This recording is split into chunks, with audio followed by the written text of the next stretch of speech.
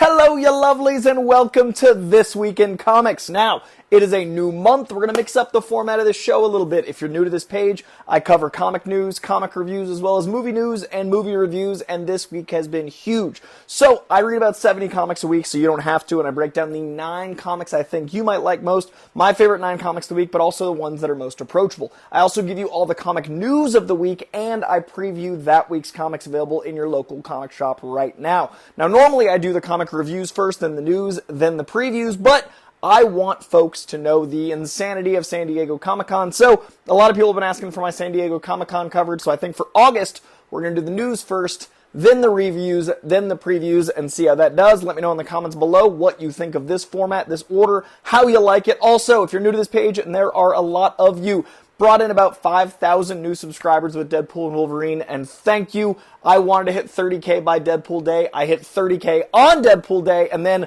my reach goal for July was 32K because I wanted to get past the number of Twitter followers I have, because that hell site is not a place I should spend my time. And as of today, August 2nd, only 2 days out of my goal, 32K, so thank each and every one of you. Today, we're going to be talking about whether or not Marvel had a better San Diego Comic-Con than DC. A lot of people think that DC wasn't really there because there wasn't a giant DCU presence, but I'm going to talk about how I think DC might have won this battle. Also talking about some of the indie releases as well as the comic book news that came out of San Diego Comic-Con, and then getting into all the actual comic book stuff. This is This Week in Comics. Let's do the list. Spider-Man. Guilty. The Incredible Hulk. Afraid so. Oh man, this is so cool. The X-Men. Now that you mention it.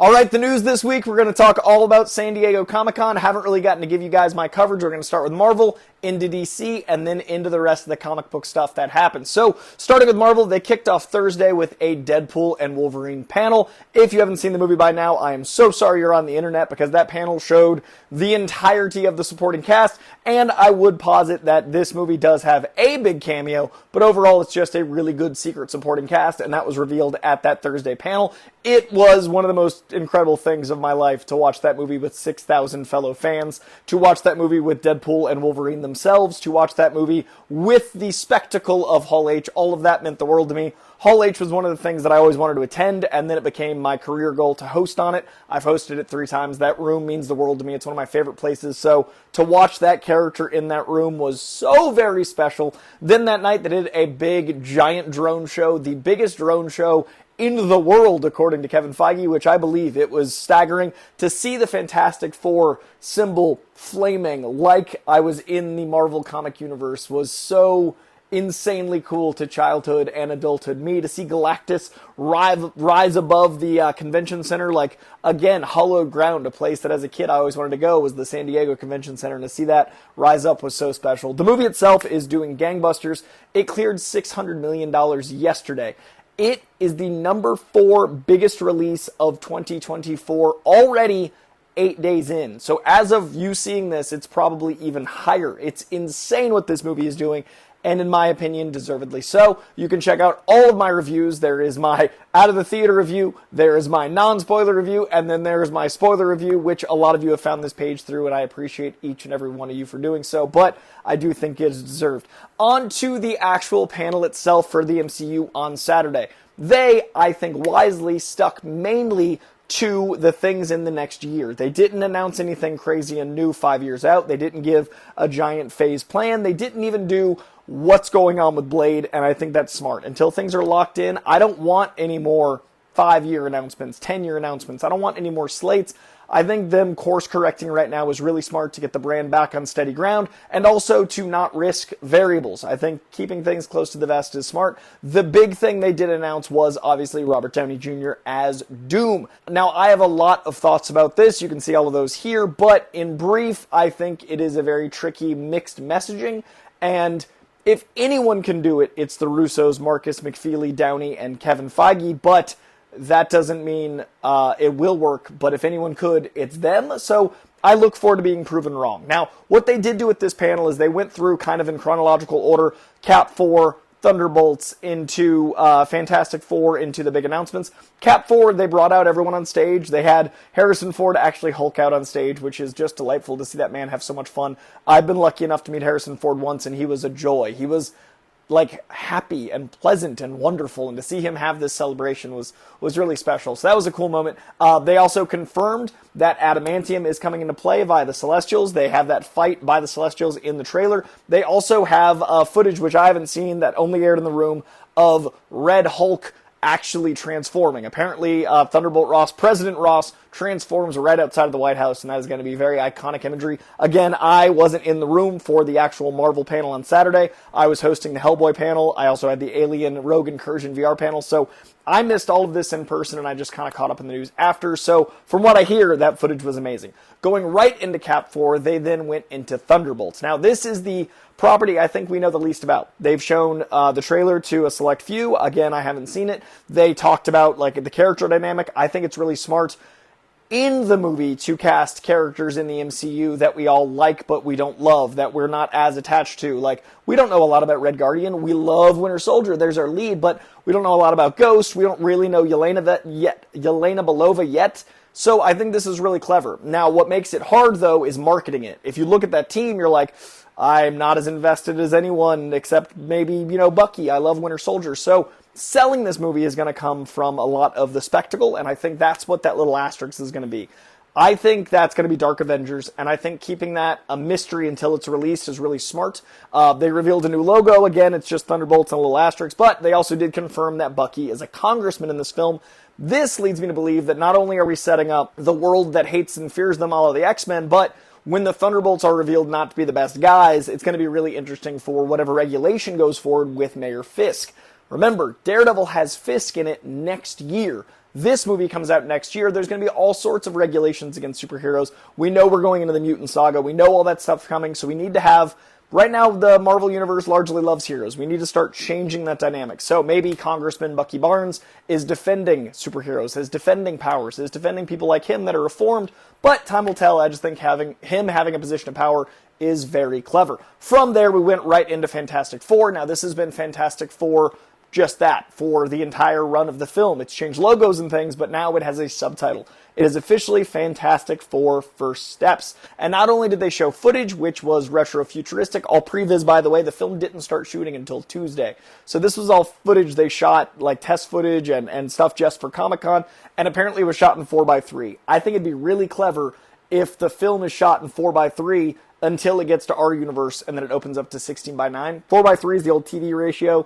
They showed a lot of the first 3 episodes of WandaVision in 4:3. Matt Jackman made WandaVision as well. He's the director of this one.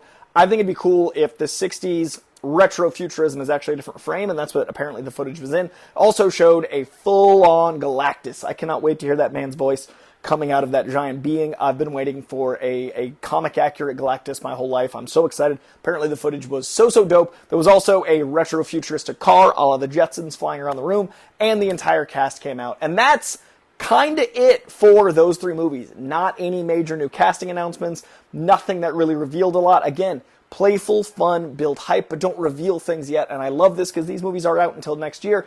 I think all of that was a very smart move on Marvel's part. Then we get into the big finale. Now this is the Russo brothers coming out, and that I think is a good move. You guys have seen me on other shows. I love the Russo brothers. After doing Winter Soldier, friggin' Civil War, which is like an Avengers 2.5, right into Infinity War and Endgame, I trust them. I liked Gray Man. I didn't love Cherry, but I really liked Gray Man, and I'm in the minority there with everyone saying, like, once they left Marvel, they were nothing. Hard disagree. They also produced Everything Everywhere All at Once, one of the best movies of the last 10 years, one of the most Oscar-winning movies of the last 10 years. I digress. Russo brothers coming back is great. They handle large casts well, they handle giant budgets well, they make things feel like a comic. I don't love every single decision they've made. I don't love the Hulk with them. I don't love some of the Spider-Man choices, but I think Civil War Spider-Man is some of the strongest Spidey we've had. So, overall, they've got me. I like 95% of their choices. Those are the only negatives I could really think of, because a lot of people were negative about this choice. I do think them coming back as a duo, filming these back-to-back, that's fantastic. What I don't love is that Doom multiversally, yes, works in the comic books. Yes, you have different drawings of different characters. But when we look at Downey, we're going to see Iron Man. And it's going to be a great challenge for an actor to play someone that is that different but similar enough. He's in an iron suit. He loves tech. I want the magic and the opulent doom of Doom to come across. And I hope I am proven wrong, because This to me is more of an Idris Elba role if you're going to cast someone from Marvel. This to me is someone with a physically commanding presence and a booming voice, and I love Downey's wit and snark, but that's not Doom. Doom has snark, but it's coming from a place of a different place. So I'm really curious how this goes. Again, I love Downey as an actor. I want this, but I'm also afraid they're going to take his mask off too much. I'm afraid of a lot of things, but I'm going to wait until we see it. I just don't have the rah-rah over blind hype that I think some people have, and I'm very happy for those people. We will see how this goes. So that was the Marvel Saturday panel. DC did not have a mega DCU panel, so you're probably wondering, why is the name of this video, did DC do better than Marvel at San Diego Comic-Con? You're probably wondering what I even mean by that. The Penguin did have a panel in Hall H, and I hear it was fantastic. We got a new trailer. I'm avoiding it because I'm already excited for this. I'm not going to watch it. The big thing about DC is Marvel is in a state of pivoting and course correcting. D23 is in 2 weeks, a week and a half. They're probably going to show the Daredevil trailer. They're probably going to show more Agatha things. They're probably going to talk about Wonder Man. They're going that direction. DC is a clean slate and starting anew, and everyone at Comic-Con was talking about DC because of a logo. This logo was the biggest conversation I heard about. This logo, if you're like a ride or die comic fan, represents the golden era of wonderful DC. This bullet, so to speak, is exactly DC. This says everything about what they're trying to build. They also released a opening montage of what the DCU is going to be that also feels like everything we love about DC. Those two things saying, hey, we're starting fresh, brand new. And by the way, we read the comics, is a huge vote of confidence. On top of that, they released the first merch of the DCU. They have the Superman crest. They have the sigil on shirts that is the actual Corrin Sweat new James Gunn crest. Sold out every size, constantly selling out every time the booth got new stock. By the way, it's now available at Hot Topic, and I think that was smart to have that at the ready right after the Comic-Con. That is a huge vote of we're ready for something new. We're very excited. Also, during that, they revealed a few little minor things and quotes, and one of them I got to read to you guys. I love this quote about what James Gunn perceives in the world of comic book movies, saying, quote, "You can't be telling the same good guy, bad guy, giant thing in the sky, good guys win story again. You need to tell stories that are more morally complex. You need to tell stories that don't just pretend to be different genres, but actually are different genres." Now, I love that that is a bit of a jab, a little bit of a jab at the actual Phase 1 through 4 and some of Phase 5. I love that James Gunn was part of building some of the best of that earlier Marvel. But I don't think Marvel is in as bad of a place as a lot of people do, but I do think that is a problem they have. These stories do kind of get formulaic, and I think that he's addressing this about his universe, and I'm really excited that they've mapped out a 10-year plan with everything buttoned up before announcing stuff. We've got half of the DCU slate, but we don't know what the other half is, and it's getting announced slowly but surely, and they didn't rush to have a giant Hall H panel to bring it out. So that in itself, I think, was genius. So everyone was like, DC wasn't really there. DC's quiet right now. Hard disagree. They're quietly thriving. Last month, July, it all kicked off. Kite Man, full show. Here it's excellent. Can't wait to watch it. This month, August 1st, Batman the Caped Crusader, the return to form from the Batman animated series. So July and August already covering it. September, the Penguin Show, one of my most anticipated comic shows of all time.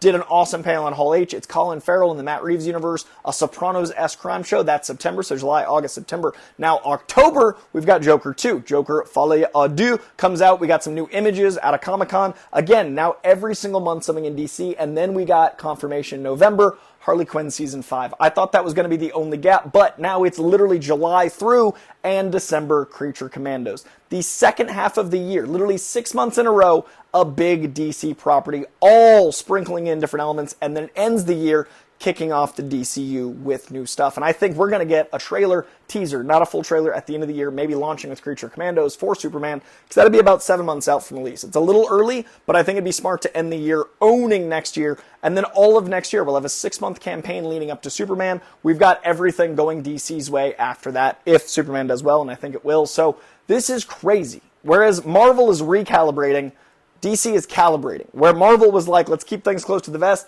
DC just quietly put things out and everyone was talking about it. The logo, all these shows, a trailer, all the things they're building, great quotes by Gunn. Like, there is a set here. And in the world of comics, I'm going to talk about DC's comic first, then go over to Marvel. DC Comics is bringing back the Justice League. There hasn't been a Justice League comic since 2022 with the death of the Justice League, and it's the frickin' dynamic duo of comics, Mark Waid and Dan Mora, these icons that have been killing it with World's Finest are writing Justice League. I could not be more excited. Over at Justice Society, Jeff Lemire, another classic, iconic writer, one of the best to do it, is writing Justice Society, and we'll be doing Absolute Flash. So the Absolute Universe is their Ultimate Universe. So again, they're reconfiguring and making a whole new DC, and they've got their ultimate modern brand new telling, Jeff Lemire on Flash, and a giant slate of incredible creators on the rest of the Absolute Universe. We've got Ram V and Evan Cagle on a new Gods book that launches in December. We have so much stuff coming in the world of comics, so much stuff coming on TV and film from DC. I really think they're in a good spot. And then for Marvel Comics got a brand new Marvel Studios logo. This is so cool to see. Not only is Hellboy, my baby boy, front and center, Miles Morales on this thing, a mix of animated using the X-Men and live action and comics. Love this logo. It's a thing of beauty. We also got the announcement that Ultimate Universe Year 1, which is going to be the culmination of everything we've gotten from this new Ultimate Universe, is going to have 2 new characters introduced, and that comes later this year. We also got confirmation that the 8 Deaths of Spider-Man, the Joe Kelly, Ed McGuinness comic that I'm very excited for, because I am not loving the Zeb Wells stuff, very excited to see Joe Kelly take over, is going to deal with Sorcerer Supreme Dr. Doom, giving Spider-Man 8 lives. So Doom is coming in a big way to the comic books, because not only do we have him there, we have a One World Under Doom mega event.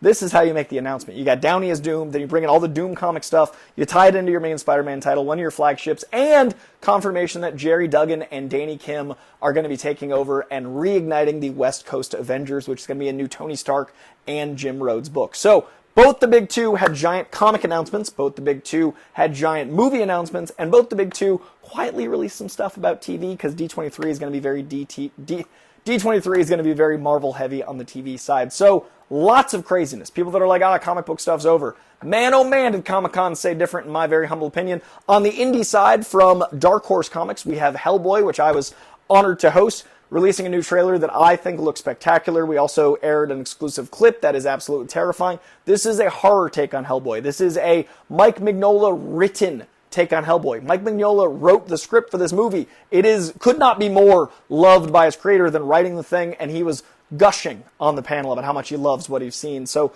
this is fantastic. Jack Kessie was a delight, man. What a cool dude, and he is Hellboy. Every time he spoke, I was like, that's a Hellboy answer. And the dude just has this charming grit, curmudgeonly, lovable, stand away, but I'm fascinated by you, Hellboy energy. I really dug the dude. Really kind.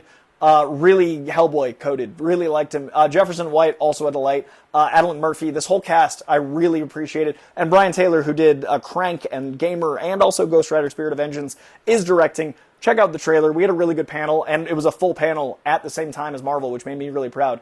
It was the 4th biggest room at Comic-Con, and we filled it standing room only while Marvel was going. So I think there's definitely some hype here for Hellboy, and I think that is very well deserved. Over from the world of The Boys, they had a giant panel in Hall H. Jack Quaid had like 4 panels between Superman and Star Trek and The Boys. I'm so stoked for that dude. So they announced during their Hall H panel, we are getting a Vought International show starring Soldier Boy and Aya Cash as Stormfront. So we get Jensen Ackles back, we get Aya Cash back, we get a prequel to The Boys, because it's going to end very brutally in 2 years with season 5.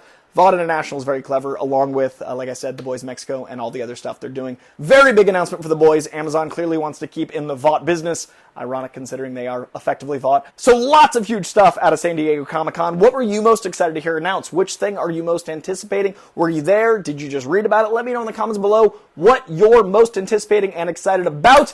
That is going to do it for the news. That is going to do it for San Diego Comic-Con. Let's talk about the comics that came out last week, the week of July 24th. These are my favorites. Let's get into it. It'll be a little quicker than normal, losing my voice. Also, I haven't slept so much since Comic-Con, so these are my faves. Also, at the very end, I will just give you my top 9 in a graphic from the week prior, since we didn't get to this week in comics last week. Without further ado, my favorite comics from the 24th were Absolute Power Origins #1. Loving this Absolute Power whole miniseries, the lead up, the action dynamics, but story is only as good as its villain. Love getting Amanda Waller to have her own setup and story and origin. We know it loosely, but to really dive in is really special. Next up, we got Batman the Dark Age #4. Loving the Mike Allred art. Also love this writing. It's a really fun Elseworld. Loving all of the twists and turns in the past, but also when it jumps to the present, we've got Old Man Bruce in the retirement home. Really fun story, really beautiful book. Then we've got the conclusion of Deadpool and Wolverine World War III. This is issue 3 of the 3-issue miniseries. I love Adam Kubert. I love Joe Kelly. Joe Kelly is one of my favorite writers in comics.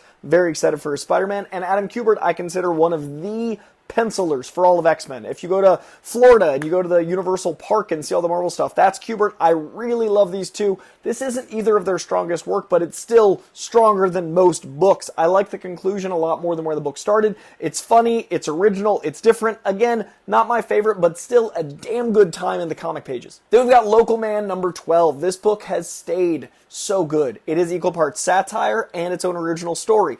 It's satirizing 90s action comics, but it's also building out a world we really enjoy. Love that they're taking him a lot more seriously in this issue. I love that the stakes keep getting raised. I love that this feels like one of those things that's a commentary on things, but has become its own fascinating journey. Local Man is so good. Big book of the week right here, Nice House by the Sea. This is the return of Nice House by the Lake, one of my favorite books of last year. It has returned with its sequel, which does tie into the first in very interesting ways. If the world was ending and you were trapped in a house with all of your best friends, and then you found out that all of your best friends got tricked into coming to this house, and one of them may have some supernatural elements. It is fascinating. It is such a weird take. You love the characters immediately. You love this world. It is James Tynion IV doing what he does best, which is freaking you out and making you love characters in equal measure. What a beautiful use of the comic book medium. So glad to have this book back. Check this out. Speaking of a comeback, we've got NYX number 1. This is from Jackson Lansing and Colin Kelly.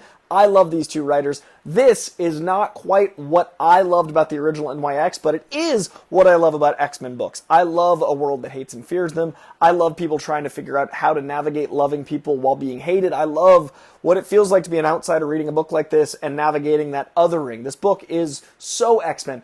NYX to me was a little more gritty, a little bit more street, a little bit more dark. This is a lighter take, so if you want a lighter X-Men, this is that. But if you're looking for NYX, I'd reread the original. That said, it's still an A-. It's just the title dropped it down a little bit. If it was just another X-Men title, like X-Men New York, different story, but it is a really good launching point for a new title. We've got Sacrificers number 10. Rick Remender, man. This guy, just consistency. This book, this particular issue, is from a different protagonist point of view. We've met this character, we've seen them, we haven't really gotten to know them very well. This issue, we really get to know them. This issue, we expand the world out, but we also get a different take on the gods and how people treat people, and this issue is so special. And you know what? Let's say it. Tied for Book of the Week, along with The Nice House by the Lake, is Something is Killing the Children. How is Erica Slaughter always so captivating? How is this book just as good in the long-form narrative where everything ties in together as these anthology issues? This is the last of the anthology issues. We get back to the ongoing narrative next month,